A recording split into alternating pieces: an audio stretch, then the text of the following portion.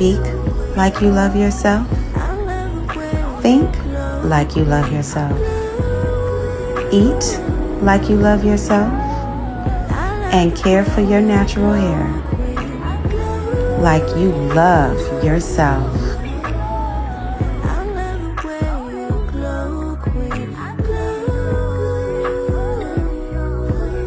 Greetings, good people.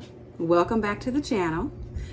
I hope you all have been doing well out there in these natural hair streets.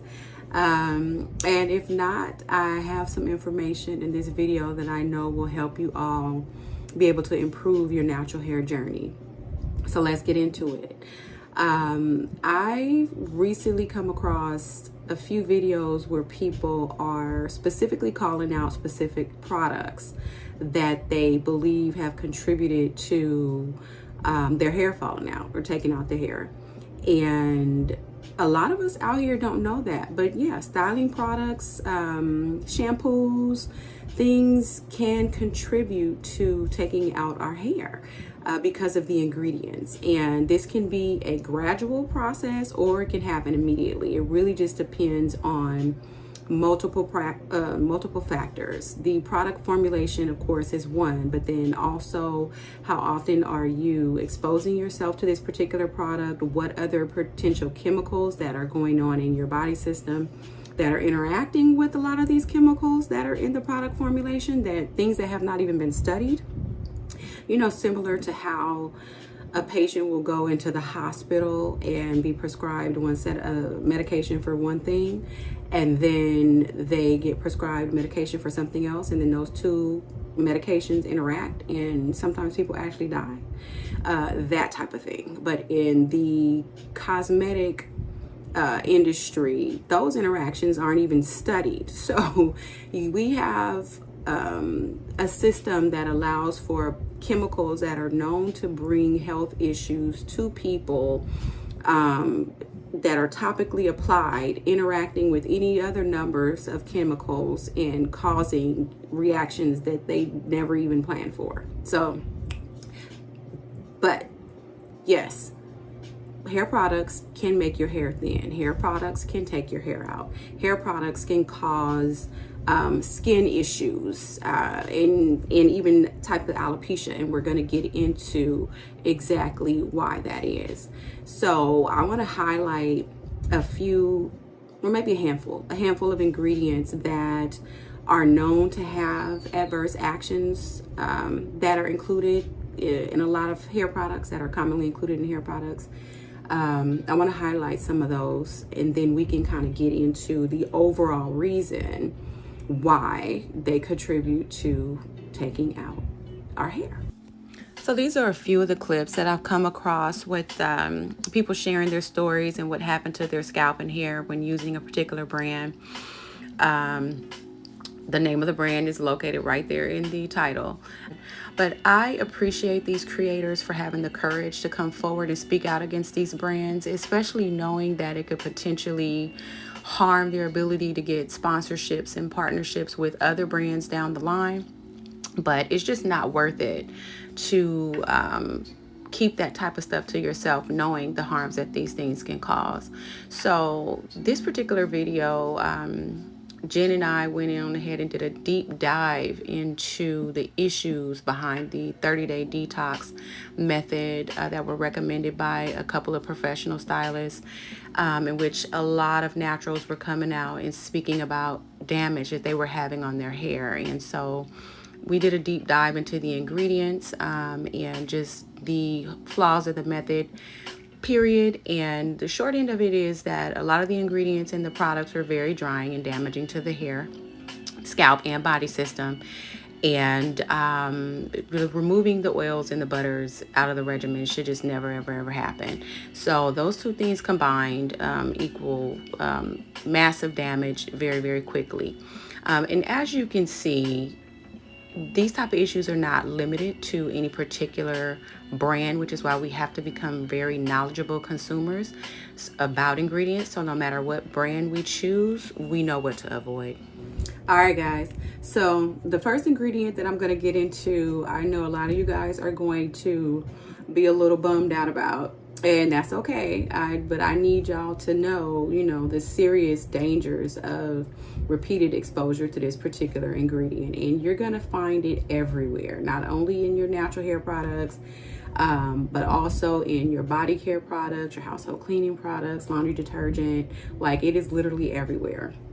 And I'm going to be reading some things from my ebook about these particular ingredients, just, you know, to not have to tax my brain so much, right?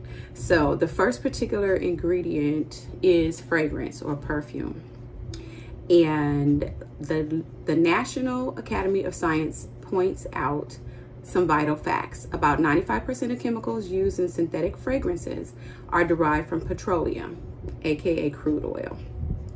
They include benzene derivatives, which are carcinogenic, aldehydes, toluene, and many other known toxic chemicals linked to cancer, birth defects, central nervous system disorders, and allergic reactions.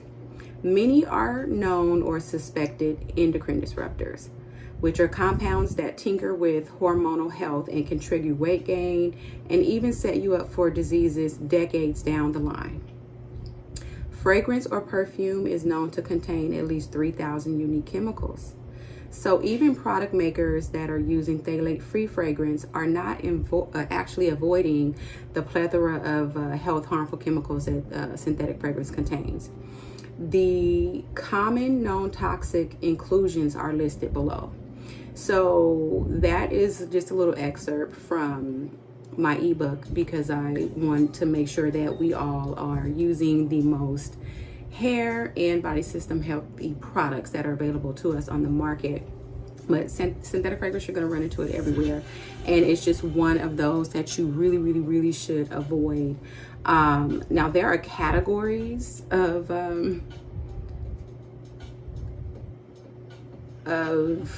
toxicity, or basically areas of the body that these particular ingredients affect, and so I'm going to drill down a little bit into each one. So for allergies and immunotoxicity, strong evidence of human immune toxicant or allergen. So that means there's strong evidence that it's toxic to the immune system. Miscellaneous. Well, the concern with miscellaneous concern is that all the components are not completely known in these synthetic fragrances. Like the first paragraph states, it's over 3,000 unique chemicals in synthetic fragrance. And so we really have to be careful when we run into this particular ingredient. Cancer, strong evidence of cancer. And there are several individual chemicals that are known to be included in synthetic fragrance that have direct connections to cancer. So some of them are phthalates, styrene, acetaldehyde, benzophenone, butylated hydroxyanisole, or otherwise known as BHA. What is this? Dichloromethane, or also methylene chloride, formaldehyde, which could show up as MEA, DEA, or TEA, propylparaben, and titanium dioxide and dioxane. All of these chemicals are individually found amongst that 3,000 unique chemicals in synthetic fragrance, and every single one of those is a known carcinogen. So y'all, be careful out here. And also, any product that says it's a natural product and have synthetic ingredients in it is a lie. Synthetics are not natural. Natural actually has a technical definition that has been skewed for use by the FDA, but synthetic ingredients are not natural. So all of our natural products that even contain this ingredient don't technically qualify as natural. So that's just marketing. So let's move on. Still on synthetic fragrance, endocrine disruption. Now this one is a biggie, and you're going to hear this probably amongst all the ingredients that I'm going to share, but endocrine disruption, one or more studies show significant disruption. Known inclusions for endocrine disruption are that benzophenone, again, diethyl phthalate, DEP, synthetic musks, and then they just break down the names of the synthetic musks. tonalide, galaxoxide, muscetone, and muscxylene. Okay, now a lot of us don't know what endocrine disruption is, and I think I covered it a little bit in that initial paragraph, but let's revisit it. Basically, the short end of it is endocrine disruptors throw off how your body synthesizes and distributes the hormones to the entire body system. The endocrine system is in charge of hormone distribution for the entire body. So when your hormones are out of whack, everything is out of whack. And eventually, with repeated exposure, it just makes the symptoms of your body being out of whack even more pronounced and bothersome. You know, hair loss, fibroids, all types of different things can happen just because your hormones are imbalanced. So endocrine disruptors are not something to just not take seriously, like, and they're going to come up a lot. So moving on, we're still within synthetic fragrance. Organ system toxicity, and this is non-reproductive, it says. So possible human respiratory toxicant. And then I'll skip the known inclusion chemicals that are associated with organ system toxicity, but there is cause for concern there. Developmental and reproductive toxicity. One or more animal studies show effects at moderate doses. Irritation of the skin, eyes, or lungs. Moderate evidence of human respiratory irritation. And then ecotoxicology, which is just, is it toxic to the environment? Ecotoxicology. Yes, wildlife and environmental toxicity as well. So synthetic fragrance, y'all. I know it smells good, but knowing all of this, and of course you can get a little bit more in-depth information in the ebook, is it really, really worth it to continue to expose yourself to something so harmful just to style your hair or rub on a body lotion or, you know, burn a candle? Like, there are things that are synthetic fragrance free and just fragrance free, period. So if you're not one who's into essential oils, who don't have these concerns, by the way. So that's synthetic fragrance. Let's move on to the next ingredient. So next up we have cocamidopropylbentane and cocamidippa. So this one you're gonna see in shampoos a lot. And it's one of those things where companies caught on that a lot of us became aware that SLS, sodium lauryl sulfate, and sodium laureth sulfate were drying out our hair and our scalps and causing hair fall. So they moved on to something else that most of us will not be familiar with. But these things are in most shampoos in place of the SLS. So let's get into it. Cocamidopropylbentane and cocamidippa is a surfactant, and it is used as a foam booster, emulsifying agent, thickener, anti-static, and antiseptic agent. Cocamidopropylbentane is made by mixing refined coconut oil with 3-dimethylamine propylamine and belongs to a class of fatty acid aminopropyl dimethylamines. Tongue twisters, y'all. Cocamidippa is made by mixing refined coconut oil with diisopropanolamine. Okay, so the issue with this ingredient, not only because it's very drying to the hair and the scalp, but the number one comes up is contamination concerns. And then they list the very specific compounds that they're concerned that are left behind in this surfactant as a result of refining and making it, right? So the contamination concerns are all different types of amines. And an amine is a derivative of ammonia in which 1, 2, or all 3 hydrogen atoms are replaced by a hydrocarbon group. All amines are highly sensitizing to the skin, eyes, and respiratory irritants. They are toxic. and easily converted to nitrosamines under certain conditions. And a nitrosamine, I'm going to spare y'all all of the details because you can definitely get it in the ebook, but the short end of it is nitrosamines are known carcinogens. Okay, so you are repeatedly exposing yourself to known carcinogens just to wash your hair when you are using shampoos with this type of ingredient. Not to mention, well, with these ingredients, not to mention they're drying to the hair and they're drying to the scalp. Even though they are, you know, using coconut oil, they're still very, very, very drying. What else do I want to say about this? Oh, and of course, it is suspected to be an environmental toxin. So, ingredients you should definitely want to avoid. Are you ready to begin your holistic hair and health journey? Well, I have some offerings that are created to help you along your path. Starting with my ebook, it is written for naturals in every stage of their journey, as well as stylists who want to learn natural hair best care practices, top tier product recommendations for hair types 2, 3, and 4, as well as ingredients to avoid when you're shopping for hair products to make sure that you're keeping your hair and your health in the best possible condition. Inside, you're going to learn how to care for loose natural hair, lock natural hair, and even for my naturals who prefer to straighten their hair.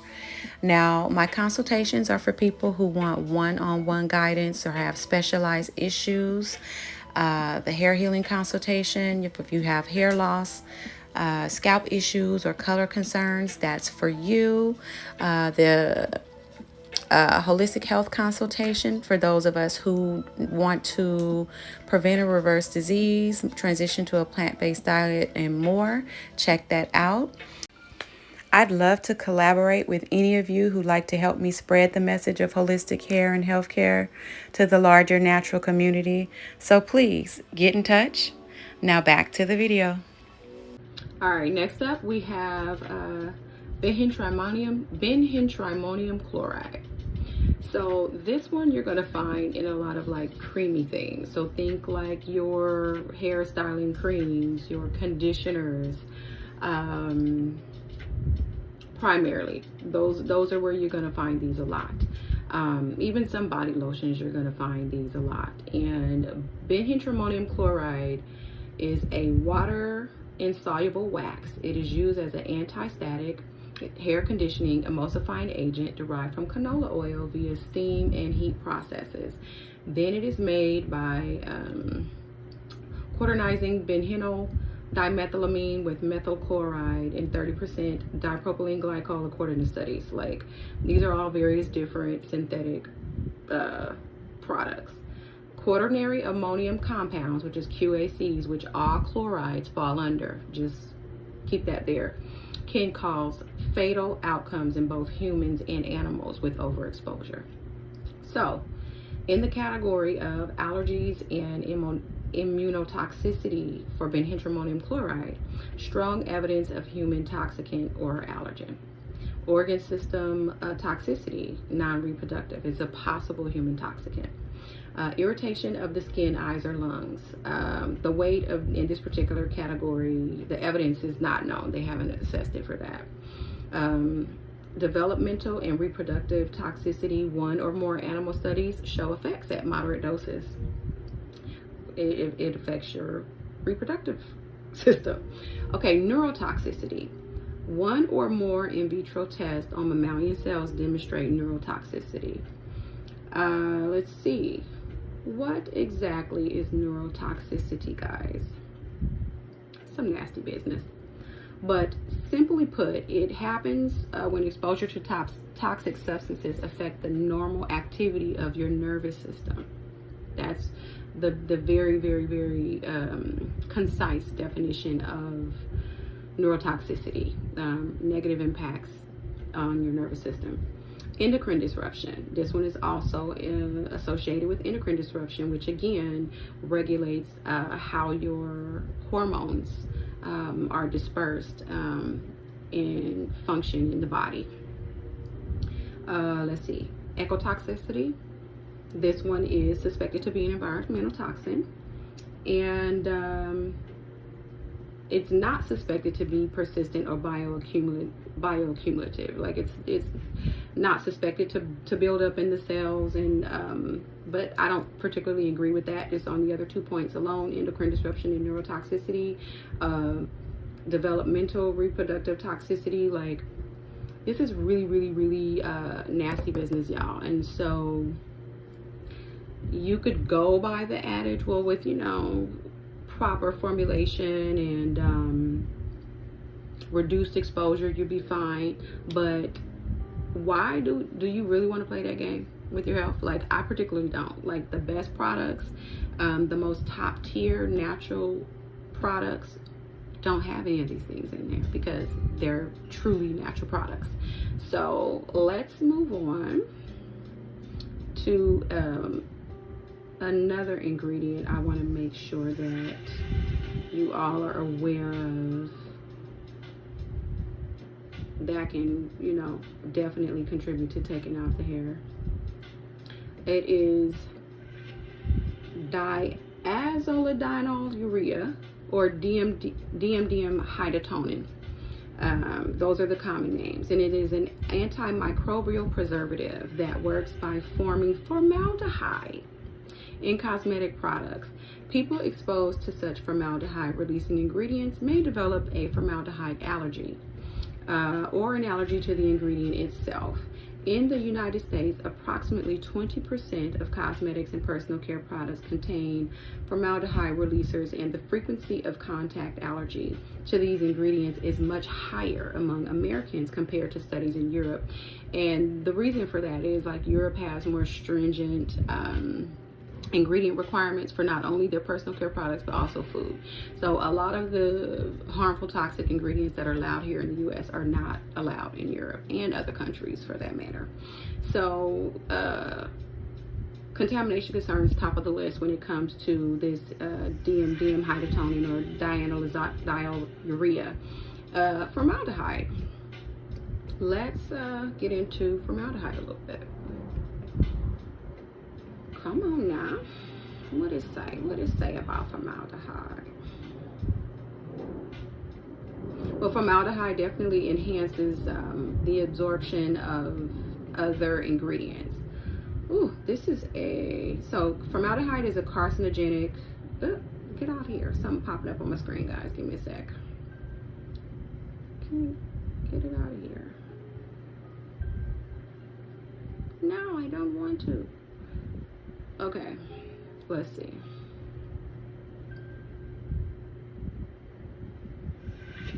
So formaldehyde is a carcinogenic impurity released by a number of cosmetic preservatives, including the diazolidinolurea, other forms of urea, DMDM-hydatonin, and all these other names for it. According to reviews by the industry-funded Cosmetic Ingredient Review Panel, these cosmetic ingredients can release formaldehyde at levels as high as 1/10 of that of the original ingredient.